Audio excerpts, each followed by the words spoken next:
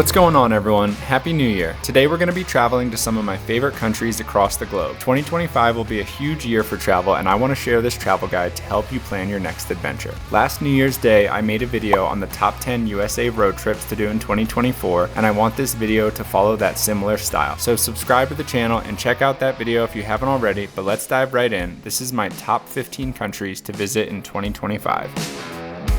First up on the list is Turkey. This is such a unique destination, and it seems to get more and more popular over the years, and for good reason. I've been here twice, and both times I've had an incredible trip. You'll start your journey in Istanbul, where you can explore the famous Grand Bazaar, get some delicious street food and Turkish pastries, see the Blue Mosque, and so much more. You can have a great trip in Istanbul alone, or you can dive deeper to the rest of the beautiful country. My favorite place in Turkey is Cappadocia, which is home to one of the most surreal bucket list experiences out there, riding in a hot air balloon at sunrise over the mind-blowing landscapes, valleys, and unique rock formations that Cappadocia has to offer. You'll also have to make sure to spend a morning on the rooftop of your cave hotel to enjoy the hot air balloons from the ground. It's breathtaking. And other great excursions to do here include the Green Tour, the Red Tour, Love Valley, and renting ATVs. And one other destination in Turkey I want to mention is Pamukkale. Pamukkale is a town at the foot of a beautiful mountain that has cascading travertine pools alongside it. The waters of the travertine pools are mineral-rich thermal waters that make for a great afternoon outing to go out and explore, and it's a beautiful place to take some photos. Next up on the list, we have the land down under, Australia. Australia is a land of endless adventure, from the iconic Sydney Opera House and Blue Mountains to the natural wonders of the Great Barrier Reef. I love Sydney, but my favorite city in Australia is Melbourne, a city with a vibrant art scene and coffee culture. This is such a beautiful green city, and it's such a clean place to visit, and there's so much to do here. And some of the most beautiful botanical gardens I've ever been to are right in the heart of the city. And if you want to be in a big city, but you want to be on the beach, then the Gold Coast is perfect for you, filled with sun and surf. I did a trip to Australia 8-ish years ago and loved it so much that Bri and I planned a trip here last year for 2.5 weeks. We drove 50 hours along the eastern coast of the country. The furthest north we made it was the Daintree, the world's oldest rainforest. Then we continued on to Cairns to go scuba diving and then explored the tallest waterfall in the country. We explored the iconic Airlie Beach and Whitsunday Island, and then kept going south to Sydney and the Blue Mountains, and then we even drove further all the way to Melbourne and the Great Ocean Road. And if you're driving between these two big cities, make sure to take the scenic route and hike Mount Kosciuszko just outside of Thredbo. It's the tallest mountain in the country and on the continent, making it one of the famed 7 summits. At number 3, we have one of my all-time favorite countries, and one you need to add to your 2025 bucket list if you haven't already been. While I hate it when people ask me my favorite country, Italy always seems to be at the top of the list and be my answer. I've been to Italy a handful of times and have explored many corners of this country, but I still feel like I could spend a lifetime here and not see it all. A few of my trips here were prior to me being a photographer and videographer, so I don't have the best videos from here, but I still want to share some of my favorite places. From the breathtaking Dolomites and Alps in the north, to the stunning coastlines, inland towns with so much history, and islands in the south. Again, there's just so much to see. In northern Italy, you'll have to check out Venice and Burano Island. Yes, they're touristy and crowded, but it's still a bucket list place that everyone should see. And if you like fashion, Milan is a great city in the north to visit. As for the mountains, we've really enjoyed Seceda, Sella Pass, Val di Funes, and especially Bressanone. And you have to make sure to check out Lake Como and Lake Garda. And then on the southern end of Lake Garda is Sirmione, a small town Bri and I really enjoyed with stunning hot springs, a beautiful castle to explore, and more gelato than I've ever seen in one place. And then as you make your way south in Italy, places to visit that don't need any introduction include Florence, Bologna, Rome, and the Colosseum, and the Amalfi Coast. And then one island I visited a long time ago that I really enjoyed was Capri. Next up, we have the United Arab Emirates, and more specifically Dubai, as that's what I'll be mainly focusing on for this video. Dubai is one of the craziest cities in the world. It feels like a rich person's playground, so on one hand, it makes Dubai extremely unique and a very fun place to visit with lots to do, but on the other hand, some people have a distaste towards Dubai, which I can understand. Bri and I visited for a conference we were shooting and decided to stay an extra few days to explore. The first thing we did was head to the Dubai Mall, which is the largest mall in the world. There's even a ski resort inside the mall, but we instead headed to the aquarium. This was such a cool experience. It's a bit pricey, but honestly, everything in Dubai is expensive. It just, sadly, it is what it is for this destination. The next thing you have to do when visiting Dubai is go to the top of the Burj Burj Khalifa, the world's tallest building. This is an architectural masterpiece. They have multiple different tickets that can take you to different heights of the building, and you guessed it, the higher you go, the more expensive it gets, but it also gets less crowded the higher you go. And a great day excursion to take here is a Dubai desert adventure where you off-road on the country's beautiful sand dunes and then have dinner in the desert with an awesome show. And if you're looking for more local culture outside of the Ritz and glam, you can check out the Gold Souk. This felt like a much more local experience. There's so many other things to do in Dubai, but I'll leave it here for this video. And next up at number 5 is Greece, one of the most stunning countries in the world. Mainland Greece has plenty to do and see, like downtown Athens and the beautiful landscapes of Meteora, but I want to focus on the islands. We visited Santorini, Mykonos, and Ios, and while these are some of the busiest islands, they are some of my favorites. And if you want to see lesser known islands in Greece, check out my buddy Ryan Shirley's channel. As for Mykonos though, walking and getting lost in the colorful streets is so much fun. The architecture is beautiful and the Greek food is unreal, and you'll have to make sure to visit the famous windmills. And then as for Santorini, you can't go wrong with anything here. From the high point of the island, to the colorful red, white, and black sand beaches, to the famous white and blue domed architecture, there's so much to see and enjoy here. Plus, you get around on the island on ATVs, so that alone makes everything an adventure.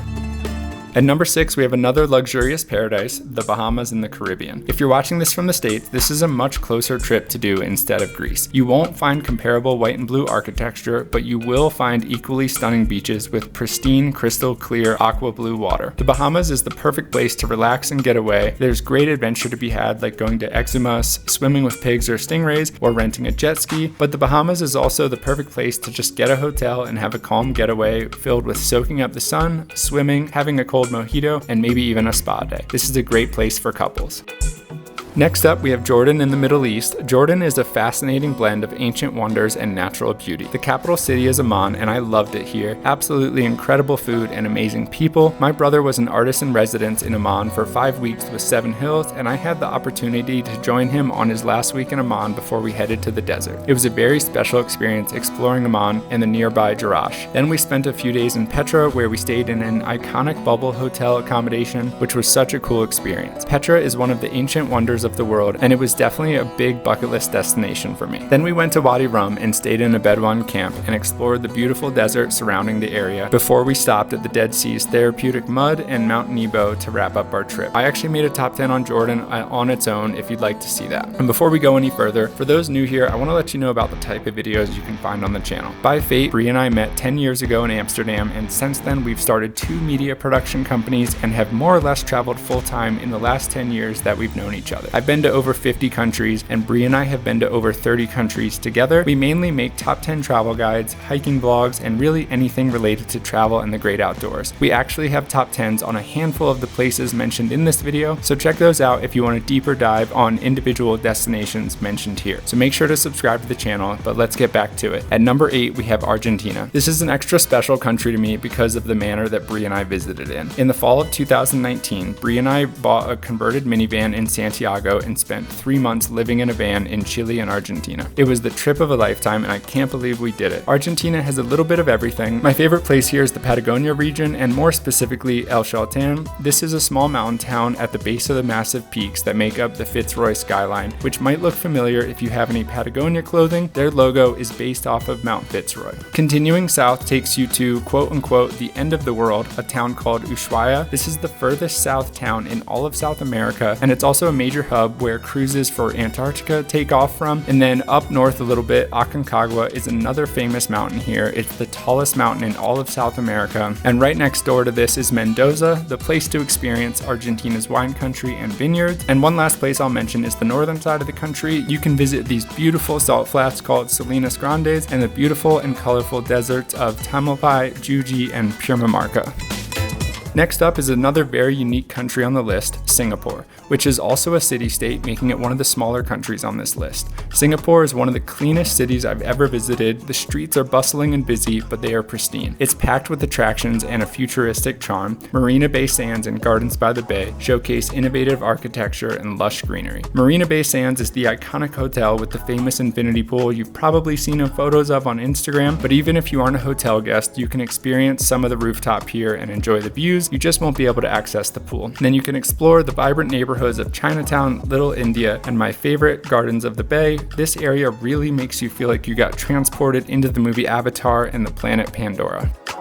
At number 10, we're heading to another luxurious paradise, the Maldives. The Maldives is a country made up of more than 1,000 islands. It is surreal and honestly hard to imagine that it's real because most of the islands only rise a few feet out of the ocean. The Maldives is the ultimate paradise for turquoise waters, luxury resorts, and vibrant marine life. You can snorkel or dive among colorful coral reefs and swim alongside manta rays and whale sharks. You can stay in overwater villas which provide dreamy accommodations, and private sandbanks are perfect for romantic picnics. You can do sunset dolphin cruises and visit bioluminescent beaches, which will add a touch of magic to your stay. The Maldives is also a fantastic destination for yoga retreats and spa treatments by the sea. This is the place to go for a honeymoon or a very special occasion with your partner, a place to relax and, well, spend money to relax in one of the most beautiful island countries in the world. I was lucky enough to visit here a few years ago for a job where we stayed in the Maraca, a 6,000 square foot underwater residence on Conrad Rangali Island. It was a trip I'll never forget.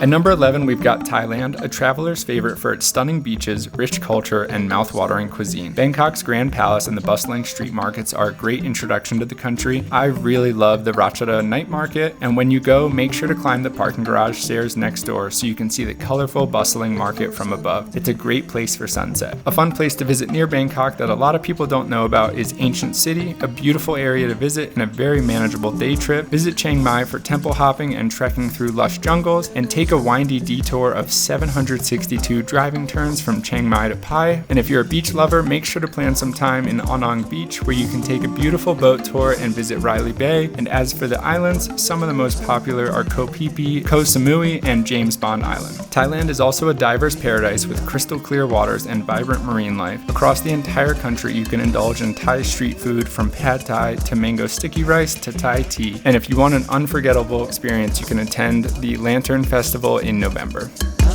After Thailand, for number 12, we're heading close by and going to visit Laos. Laos is a beautiful gem of a country. There's a lot of similarities to Thailand and its other Southeast Asian roots. However, this is a much cheaper and less busy alternative to visit rather than Thailand. Thailand is very affordable, but it is very touristy, and don't get me wrong, Laos can also be pretty touristy, but Laos doesn't get nearly as many annual tourists. The number one spot here you have to visit is Kung Si Falls, which is probably the most famous destination in the country. It's less than an hour's drive from the town of Luang Prabang, where you'll probably be staying. We drove there on mopeds, which was so much fun in its own right. And if you don't want to drive mopeds in another country, there's plenty of tours you can book with transportation included. And then once you're there, you'll want to explore for hours. It's just cascading waterfalls of pristine aqua blue water. The watercolor honestly looks fake. It's so beautiful. And then once you're back in Luang Prabang, aside from the awesome markets, delicious street food, and very cheap massages, another great thing to do is hike Mount Fuji. This is a beautiful hike above the city, and you can see the Lao countryside and mountains in every direction. The hike is 1.4 miles round trip with just over 300 feet of elevation gain, making this a steep hike, but a relatively easy one.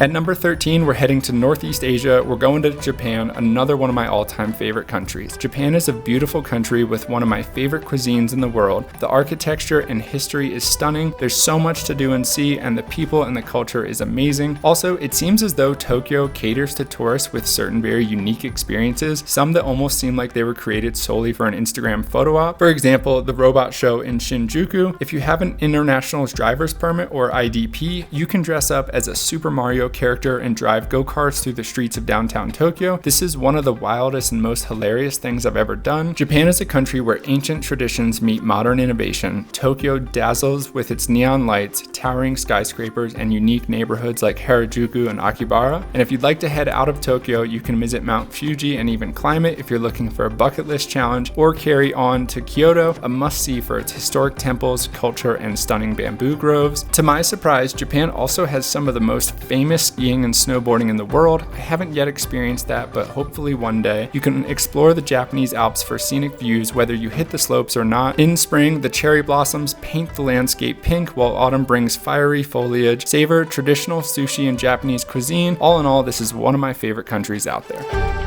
At number 14, we're changing up the landscapes and heading to Iceland, the land of fire and ice, situated between the United States and Western Europe. Iceland doesn't need much of an introduction. It's home to some of the wildest landscapes on the planet. There's more waterfalls than are possible to count, dramatic volcanic mountains, colorful river deltas, geothermal geysers and hot springs, and constantly erupting volcanoes. The most classic way to visit Iceland is to rent a car and road trip the Ring Road, a road that circumnavigates the entire country, some 820 miles, and that's with without any detours, but you're gonna have to add some time when planning because you'll want to make dozens of detours every single day. And if you're short on time, you can do a smaller road trip called the Golden Circle. This is closer to Reykjavik and the international airport. It's a beautiful drive with lots to do and see, and the entire drive is only 190 miles. So in theory, you could do this in one day if that's all you had. You can also visit the West Fjords in the northwest section of the country, a great place to see Dinjandi, the craziest waterfall I've ever seen. And if you're an animal lover, you can also see puffins up here pretty easily. And if you want to get off the beaten path, you can get a 4-wheel drive vehicle and head into the Highlands, the most rugged terrain in Iceland with crazy landscapes in every direction.